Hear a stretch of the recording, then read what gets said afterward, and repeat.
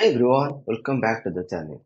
Today we are diving into one of the most influential works in philosophy, a treatise of human nature by David Hume.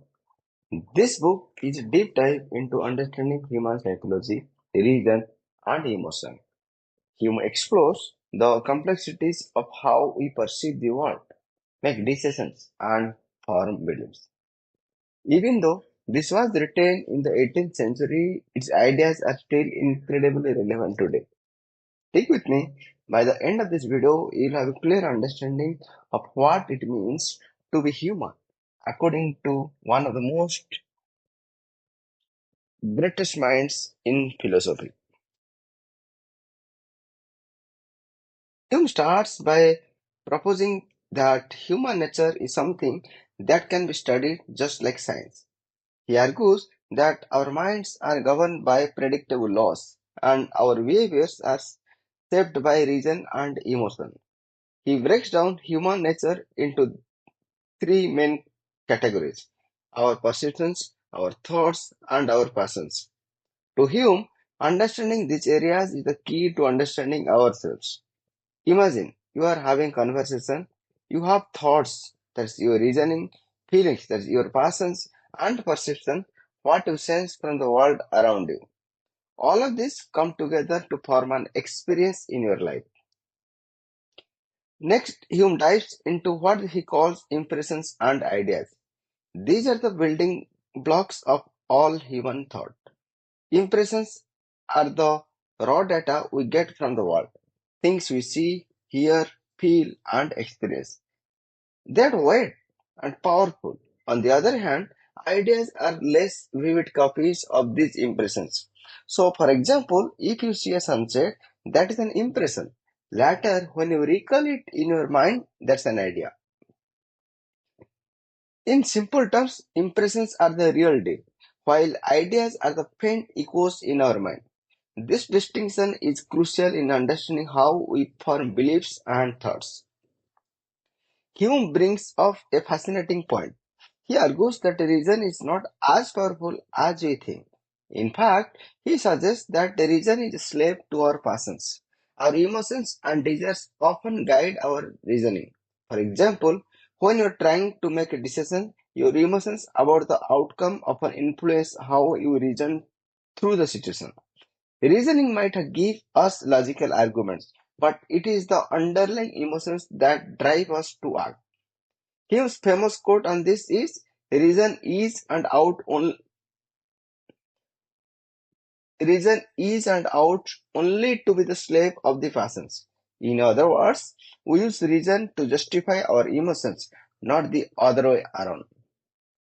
Now, let's talk about one of Hume's most famous ideas, the problem of casual, the problem of causality. Hume questions how we can truly know that one event causes another. For example, when you see someone hit a ball with a bat, you assume that the